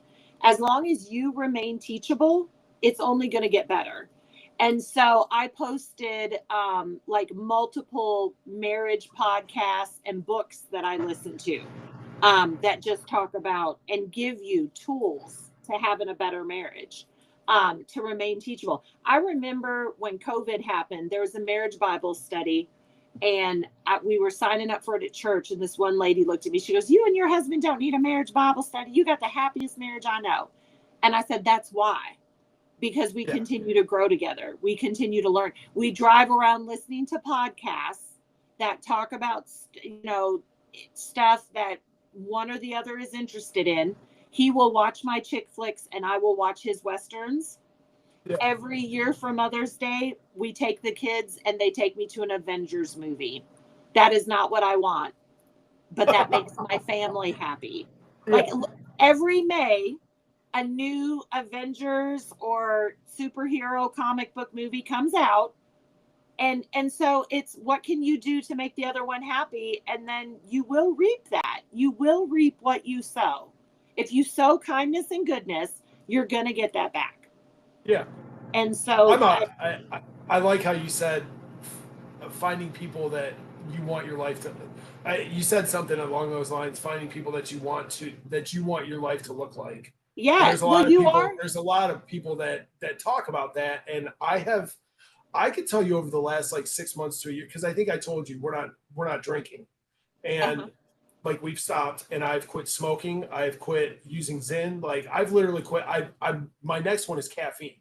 Like I Okay. really want to stop using caffeine. But that's as a truck driver, that might be after Yeah. I retire. That'll be my next big crutch that I tackle. Um, but I'm looking at I'm hanging out with people that are doing the same things. You know what I Yeah. mean? That's who I look for. And I gotta be honest, there's quite a few people who I was hanging out with that aren't, and I have distanced myself. Yeah. And if any of them see this, it's nothing personal. I just Yeah. one of the guys, one of my buddies asked me, like, what's the point? You know what I mean? Like, why? If you have fun doing the other things, and I'm like, well, as far as like the drinking goes, I'm at a point in my life where I'm 42 years old. I've lost not only my dad to liver cancer and pancreatic cancer, but my father-in-law died of pancreatic cancer, all because they drank. They drank too Yeah. much when they were young.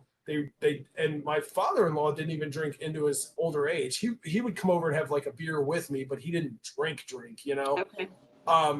But it's for my health. It's because I don't want to die at 60, 65 years old like my Yeah. dad did. Long I want life. to I want to have some longevity to my life. So it's surrounding yourself with people that you want to be like. Well, and Um, they say that like if you want to advance in your job, like and I've got it in the book. The 5 people you hang around with are who you're going to yeah, become like.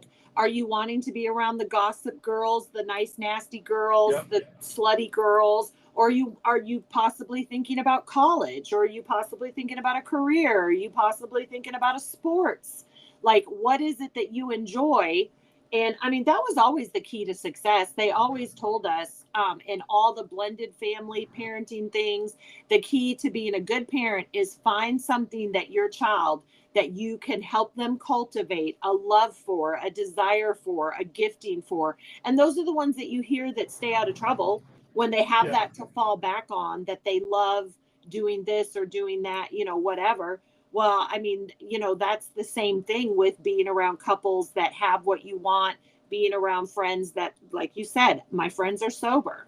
I just realized it as I signed up for college.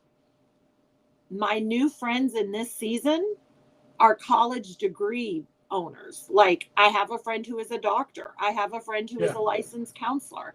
I have, like, my friends are a little more professional, but then also Christian, and also, like coming at with that family friendly lifestyle, because regardless, that's what I'm looking for. And it doesn't matter if my kids choose to drink, or my son's on, medical marijuana. He's becoming a DO doctor because he's the holistic doctor. That every person gets to choose their own path.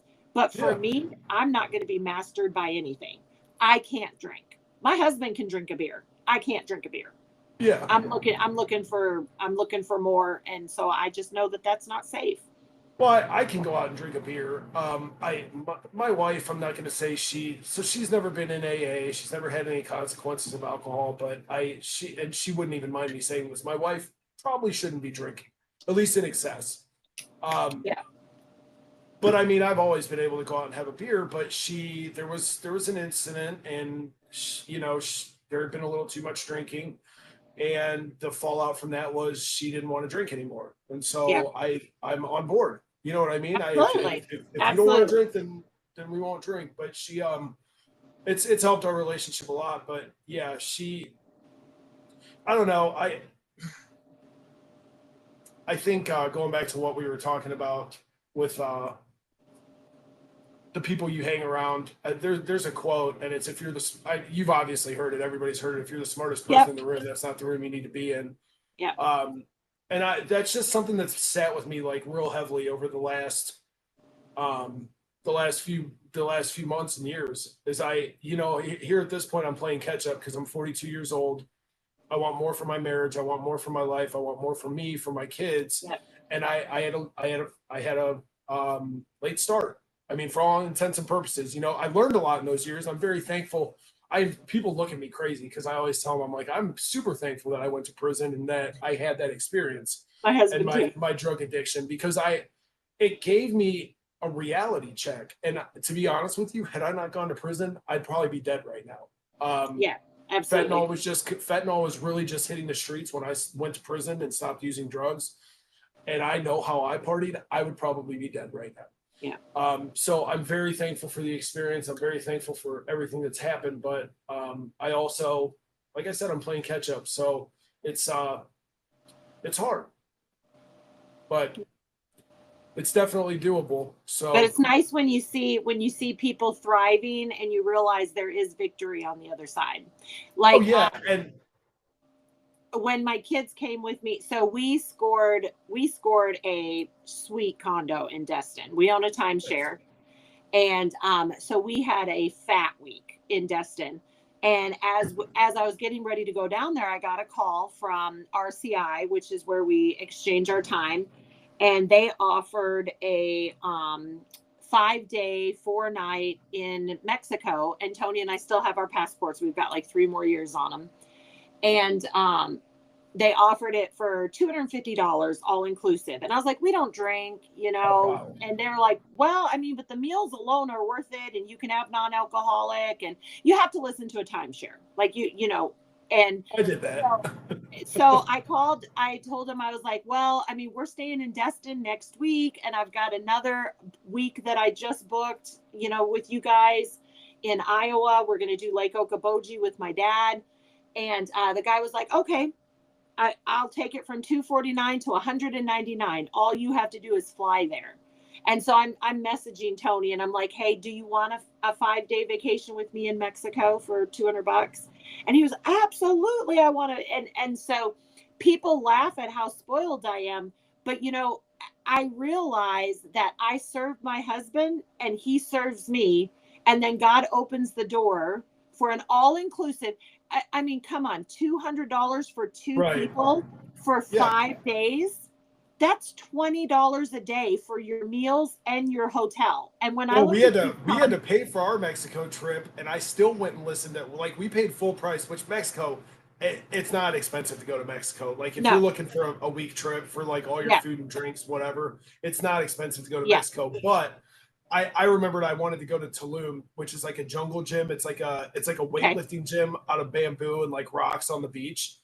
And I wanted to go to the Tulum gym while we were down there. Well, it was 2 hours away in Tulum. We were in Playa del Carmen. So the timeshare guy approaches us as we're walking in. And so I didn't want to rent a car. And I really didn't want to go off the resort because there was like state warnings and everything. Yeah. And so the guy approaches us and he's like, listen, he was like, is there anything I can get you like excursions that we could pay for to get you to come to this timeshare thing? And I was like, listen, dude, I said, you give me a 4x4 truck that I can take to Tulum for a day. I said, I'll come listen to your timeshare. So he did it. And we went on the 4th of July down to Tulum, had the best time ever. It was great. But all I got out of it was a truck. But go ahead. I interrupted you. I'm sorry. No, you're okay. But so I was just saying how, like, it's this selfless love. Like, I just spent the week in Destin. He couldn't come. He had to work, and our kids came and they were like, oh, sad dad wasn't there, but grateful that dad provides. And I mean, like, 27 years, I would have never thought that we would have had all of these ups, downs, ins, outs, and everything. But we have tried it every which way. We've tried it sober. We've tried it drunk. We've tried it, I mean, we've just tried. And honestly, it's like I said, I mean, these past few years have been the best. And I know that the best is yet to come. He too had a late start. He went to prison at 40. And so here he is, now been out of prison 19 years, and look at what God's done. I mean, it has just I been think what you're, amazing. I think ultimately you guys are at a point where you understand each other. Yeah. And you brought out the Love Dare book earlier. And I also remember it was what, the five love languages was the other one, Yeah. or was one of the other ones. And that book always stuck with me because with my wife, I remember I read it with my ex-wife, but it was one of those, she's an ex for a reason. You know what I Yeah. mean? Yeah. But I always, every relationship that I was in after my ex-wife, I looked at the five love languages and I was like, I'm trying to dissect it. I would have those conversations and my wife really took to it. You know, she had read Yeah. it in her past marriage too. And it's to anybody that hasn't read it, that's in a marriage that's suffering, not suffering, thriving. I would Absolutely. highly, if you had not read it, read the five love languages. Yes. Because all it'll do is it'll put your marriage on Help another you. level. But It'll yeah, help you. And but like you were saying, you're very like attentive to your husband, and that's acts of service. You know what I mean? And that's how my wife is. My wife, as long as I come home and I know like she needs help around the house, if I'm sweeping the floors, if I'm cleaning the bathroom, if I'm yeah. doing the yard work, stuff like that, she's content. Now I'm a little funny. I'm like physical touch with a little bit of like gifts. My main one is touch. You know what I Yeah. mean? Um, she goes out of her way to make, she's always rubbing the back of my head. We're driving, Yep. she reaches over and grabs my hand. Like we understand each other, you know? And Yep. then you top that with you put the topper on top of all that with communication, where if I come home and I'm home for 2 days, I'm like, hey, like I can't tell you how many times I've been out on the road and been feeling some sort of way coming home. I let the wheels turn, you know? And I think of Yes. scenarios that aren't going on, and I don't have Yep. anybody to talk me out of those scenarios. Yep. And the rabbit hole just The goes negative deeper and deeper and voices. deeper. Yep. And the voices are telling me my wife doesn't love me, and she didn't hold my hand when we were in the truck driving to dinner last weekend. Yeah. Like there's something going on. She went to the gym and didn't wear her wedding ring. Like there's something Yeah. going on. No, fact of the matter is she just didn't want to wear. You know what I mean? Yeah. But so I can call her on a Thursday when I'm on my way home, openly tell her, hey, I'm feeling some sort of way about this. Like, I need extra attention from you this weekend. Yeah. And I get it. You know what I Yeah. mean? Yeah. She's great about that. So that's Absolutely. anybody that hasn't read that book, I highly recommend it. It is So a game changer. when you're talking about it, so my husband's is touch as well. And I remember one time in New Orleans 10 years ago, he went to hug me. And as I was pulling away, he was like, can you not just give me 10 seconds? Oh, I've Like, said that to her before. Yeah. and I just need 10 seconds. And so, and we hold hands every car ride. All the kids have seen it. They've seen him open my door. My kids have taken pictures of him pumping my gas. Like we have always served each other pretty well. The newest one, which is lately for me, is, and he wants me to get the graph of the foot, but I've been rubbing his feet lately, which I mean is just a simple way because again, Yeah. I don't have to work. I don't work. I sit at home all day. He Yeah. lets me travel to see my grandkids. I'm working on a book. But I mean, what is 5 minutes of rubbing someone's feet after they work 12 hours? You know what I mean? And so, and I just think like a lot of people think, oh, you're so submissive, yuck. But you know, but you're jealous of the life that God blesses me with. Like, Right. You're not willing to rub feet, and that's why you have the marriage that you have. So yeah, I mean, truthfully, I'll tell you, my wife is very good. If I ask her for anything touch related, she's generally on the ball about it. yeah, Rubbing feet, rubbing my back. But you were talking a minute ago, and I want to go back a little bit to your kids watching everything you do. So my son goes to Shawnee State. He's got a full ride playing basketball. I always brag about it because I love that kid. He's doing awesome things. that's great. He met a girl down there. She's from Tennessee. He's actually down there. We took him to the airport last night. He's down there meeting her entire family this weekend. Oh, okay. They're both basketball players. She's super cute. Like we love Jada. And she came up a couple weeks ago. It was the first time we ever got to go out with them. So we're sitting and we're out to dinner and we're having conversation. And she starts, I think I asked her, I said, so why do you like, I said, what's so special about Christopher? And I asked both of them. Like I was doing Yeah. it back and forth with them, and she goes, she starts glowing and grinning from ear to ear. She says, "That boy," she was like, she's got her little like southern accent and everything. She's super cute, and she's like, "That boy." She was like, "He opened my door the first date we went on. He opens my door every time, everywhere we go. He opens my door. Yeah. He holds my hand. He pumps my gas." And so I look at my son, and I'm like, "Oh, where'd you get that from?" Because I know that's stuff that I do regularly, Yeah. you know. Yeah. And I'm thinking he's going to give me credit for it. He's like, "I just do it." And I'm like, Oh. "You little." We So were- laughed about it.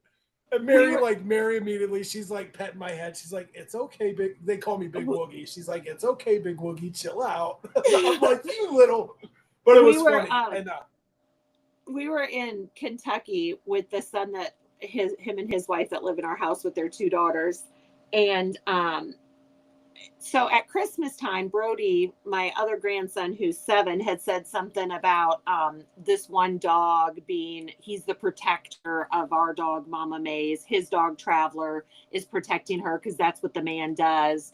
And so I told Tony, I was like, "Ooh, you're going to have to dance with me in front of him so you can show our grandson what it means to be chivalrous." Well, we missed that turn. And so when we were in Kentucky with the 2 granddaughters, they're 6 and 3, we put on this From This Moment song and we danced. And then Hazel goes, "Stop, stop. I need to marry you two. You two need to be married again." And so my 6-year-old granddaughter, she got the ring, she did the ceremony, and was doing all this stuff about how romantic her pawpaw and her grandma and all that stuff. And so like for me, that legacy, that love is real, that that you can experience it, that you deserve to be treated well, all the different things. And so for me, and honestly, I knew that we were going to talk sometime soon about this, but I'm pretty sure that'll be my 3rd book. My 3rd book will be one on marriage, just because it's just so important. It so important. I mean, I think you have a lot of good points. You have a lot of great point of views as far as, and you've obviously been through the ringer. I think it should be. Yeah, I'm excited about it. I'm excited. The teen book will come this year, and I mean, well, I do. You do have to let me know when it releases. I will. Because I will be buying a copy for my daughter. I'm gonna read it, but I will definitely be buying a copy for my daughter. I'm so excited about it. And then to be working with Trilogy has been really nice. And so they'll do commercials on TBN, which is mostly watched by older people, because I do feel like a lot of grandparents and parents will buy it to read it and then to give to because I mean, not a lot of kids aren't like, "Oh, I'm hurting, I need help. What do I need?" Like, it's proven that our teenagers know that these phones are brain rot. That that's their number one used word last year is brain rot, just watching, scrolling. They hate it. They just don't know what to do.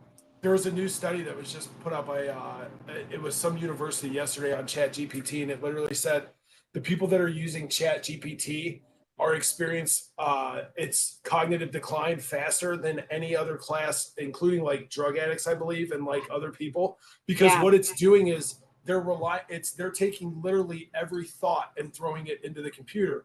So what they said they tested is people are coming out and they're literally losing their thoughts mid-sentence. Like kids are losing their thoughts mid-sentence, like losing their train of thought, losing their answers, like not even being cognitive of what they're like talking about. Sorry, I just had to throw that in there real quick, but it was a very scary study. Absolutely. Absolutely.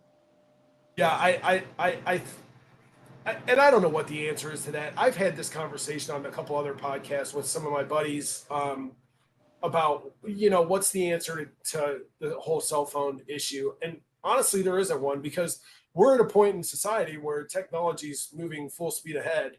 Yeah. I can see in the next 10 years, there's already, you have Neuralink. People are already being integrated with computers and AI. Yeah. Then you're going to put AI on top of that. You're going to have robots that are assistants and everything else. Like, it's coming.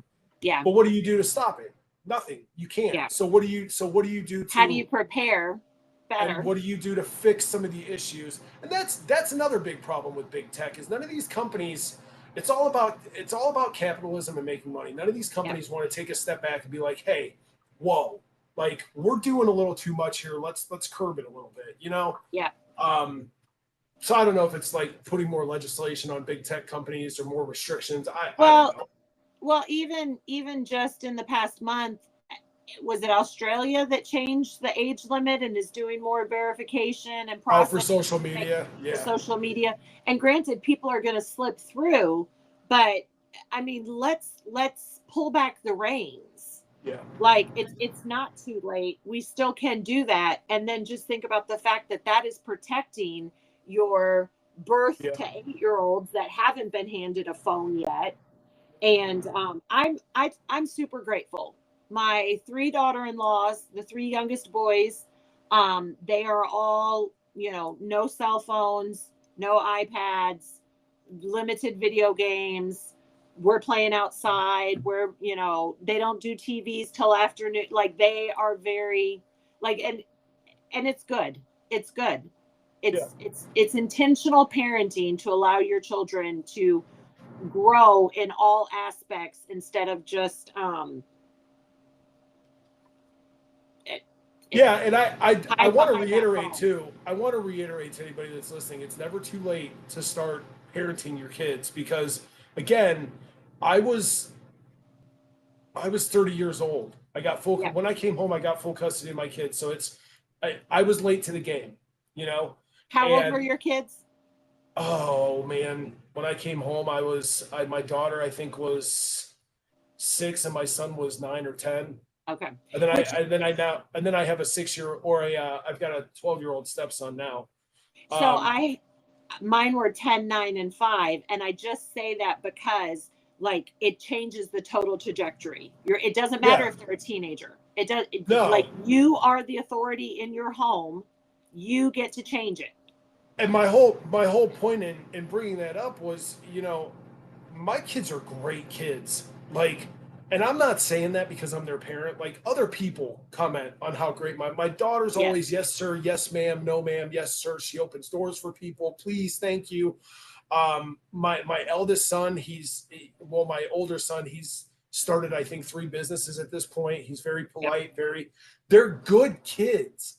And Yes. I was late to the game. That's the point that I want to make and emphasize to people is I was late to the game on parenting my kids. Now Yes. they were still very impressionable at the age that I came home at, but you figure I was still 7 to 10 years late to the game. And those are Yes. very developmental years. So there's never really you're never too late. It only matters if you don't ever try. You know what I Absolutely. mean? Yeah. So I just want to encourage anybody that feels like, they're already on a wrong path. And I will tell you, in these last years of me having full custody of my kids, there have been hammer drops. It's been ugly at times. It's been Yeah. things that my kids haven't wanted, especially when my wife came in the picture. My wife is very um what my wife we're just going to say what M says goes. Yeah. Um and we're okay with that, like but things have not always been easy. There have been tears, there have been struggles, but me being late to the game at this point, I literally, it's weird. You always say, and it pisses me off because you always hear the guys say, when you're truly rich, you're rich in family and friends and relationships. You're not actually like monetarily rich, Yeah. And then you have the guys that are like, well, only poor people say that. Well, I got to be honest. Like, my wife and I, we make quite a bit of money, and we don't even balk at it. You know what I Yeah. mean? We get the most fulfillment, joy, and satisfaction out of hanging out with our kids Family events. because we have Yeah. such a good time when we're with them. We have Yeah. such a I spent Father's Day with my kids last weekend, and I literally rode a high all week because of, we went and painted pottery, we went to dinner, Yeah. we went and had ice cream. And it was fun, it was wholehearted, it was with my kids. Yeah. They're not assholes, you know what I mean? Because Yeah. we curbed that a long time ago. So Yeah. yeah, it's never too late to invest in your kids. Never. Absolutely. Absolutely. Well, is there anything else you want to talk about? We're pushing up on No. 2 hours. I am know. No, I made sure this time that I had a couple hours for you because I'll be honest, the last time I had you on, I really didn't want to stop the podcast, but I think one of us had stuff going on. I called about an hour. Yeah. No, it was great. But I do want to thank you for coming back on. Yeah. If there's ever, when the book comes out or when you do your next book, let me know. Yes. I'll Absolutely. always make time for you to come back on and hang out and talk. Yeah. Like I I'm said, ready. you are very easy to talk to, and I said it earlier. I think you and our life trajectories are kind of similar, Similar. or are actually Absolutely. very similar. So I think Yeah. I can relate to you on a lot of levels, and I think a lot of people can relate to you on a lot of levels because a lot of people struggle on a day-to-day Yeah. basis, and that's why we started this. So, all right, if you don't have anything else, we'll wrap it, guys. That's it. Again, thanks for tuning in, checking us out. Again, like, subscribe to help push us up in the rankings, get the message out there. Anybody that wants to follow Nicole, did I lose you? No. Where'd you go? Oh, did it? Give everybody your social medias, your Um, Facebook or whatever else you're on. So it's Nicole Bittler Thompson. So Nicole is Nikole. Bittler is my maiden name, Bittler Thompson, Thompson. I don't know all the other. I mean, they're on there. They're linked on my Facebook, so you just have to come find me on Facebook. I am on YouTube. Like I'm looking here in my office, and I don't have anything written down anywhere. you said it was two T's, right? Bittler. Yep. And then my husband and our website is Prisoner2Preacher. And that's with the number 2 sign in the middle .org. And so that has contact information as well. Prisoner2Preacher. And so the book, .org. my first book, 50 Shades of Truth, is available on Amazon, and then the new book will be the same. It'll be available on Amazon, and I've slowly been posting about it. My hope is to have it done within the next 90 days. We just got a lot going on. Awesome. Well, again, I thank you for giving me 2 hours of your time. This was really cool. Thanks for having me. All right, we'll talk soon. Bye. That was good.